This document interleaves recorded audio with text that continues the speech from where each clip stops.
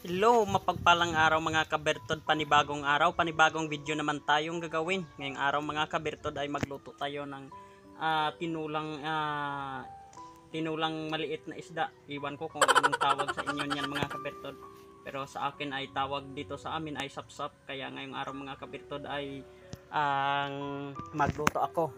Hindi pasensya pala mga kabertod na hindi ako nakagawa ng mga video dahil sa sobrang busy ko po at ako po ay maraming mga ginagawa. Kaya nga ngayong araw mga kabertod ay nagbalik ako sa paggawa ng content. Kaya dito nagluto ako ngayon. Nagluto ako ng maliit na isda, ay yan ay sabawan natin at lagyan natin ng sinigang sampalok dahil ay namiss ko na din ang maghigop ng sabaw. Anong tawag doon sa inyo? Yun, dito sa amin ay maghigop ng sabaw. Yan mga kabertod. Abangan nyo mga kabertod, ay gagawa tayo ng mga marami pang mga content. Ulitin ko mga kabertod, maraming salamat ulit sa inyo, sa inyong mga nagsuportar sa aking channel. Dahil umabot na tayo ng 142,000 followers. Kaya nahiya na ako sa inyo mga kabertod, dahil marami ng mga nag-suportar sa akin, marami nang nag-follow sa akin at kaya sobrang nahiya ako dahil umabot na ako ng 142,000 dahil ang mga pogi at mga magaganda pa yung mga nagfa-follow sa akin at ako kung sa Bisaya pa ay ako ay himala. Kaya yun mga kabertod, hindi na natin to patagalin pa mga kabertod. Kailangan natin tong bilisan dahil ako po ay nagutom na. Kaya ayun na mga kabertod, kape muna tayo.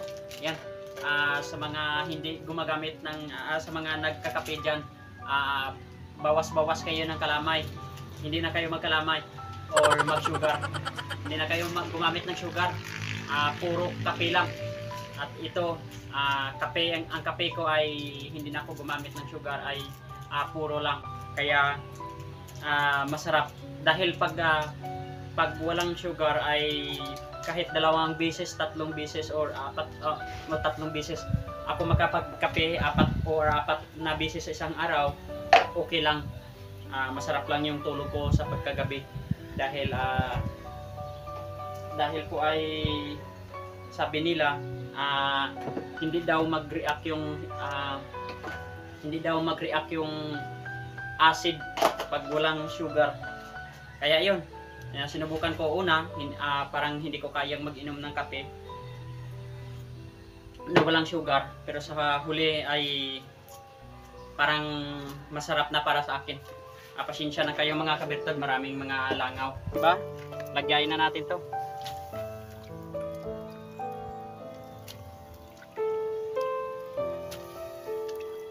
Inuna ko pala yung mga ingredients mga kabertod dahil mas matagal yung ingredients ko compare sa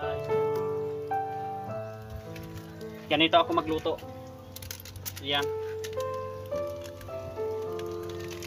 siyempre lagyan natin ng magic sarap, konti lang.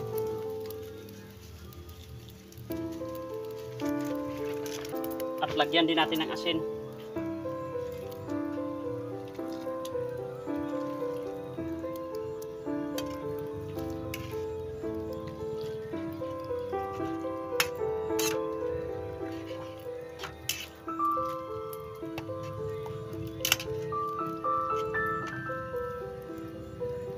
Kaya mo bang mabuhay dito mga kabertod?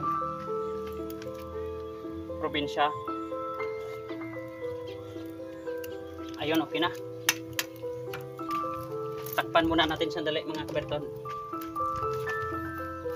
Ganito yung gamit ko panggatong ay kawayan. Kaya hindi na kayo magtaka kung bakit sobrang itim yung gamit namin kawali.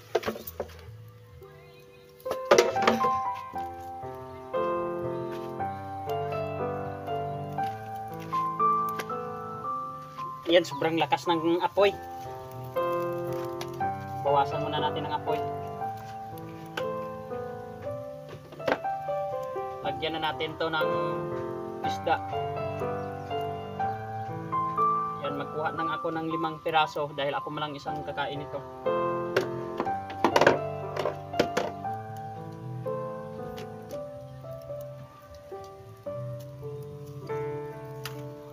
Ibalik natin dahil namatay yung apoy.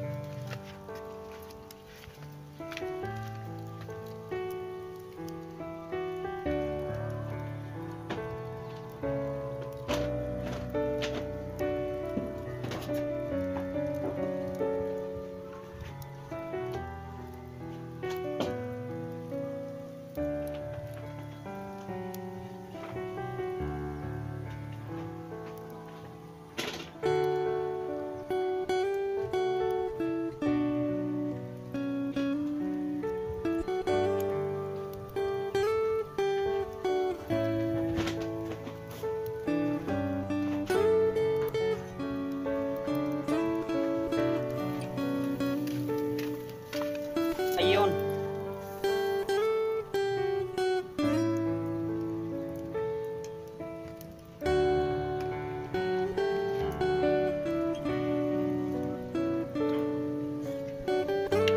Ayos na. Yan, tapos na mga kabertod, luto na. Yan, sa wakas mga kabertod, natapos na din ang ating sinabawan na isda.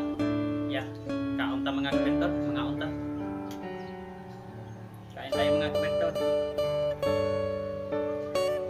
Dahil gusto kong masabaw kasi dahil parang namiss ko nang mag-ikot ng sabaw eh. Ito yung okra. Tawag dito sa amin ay inununan. Inununan.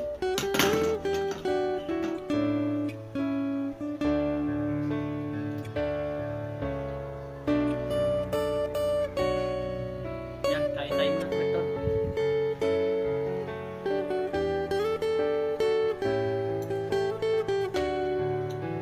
Sarap.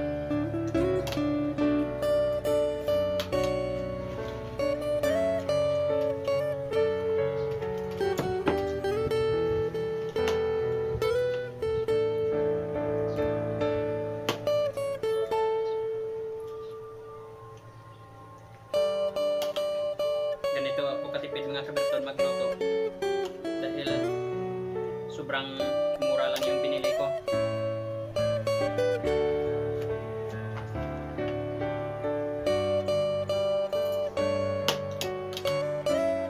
₱50 may ulam ka na, may pinaksyaw ka na, may sinabawan ka pa. Saan aabot ang ₱50 mo?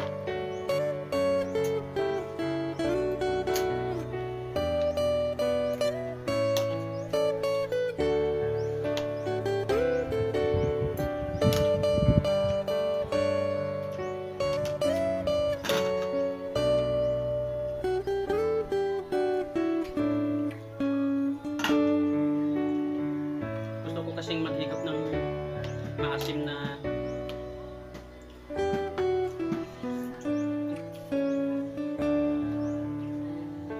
sabaw.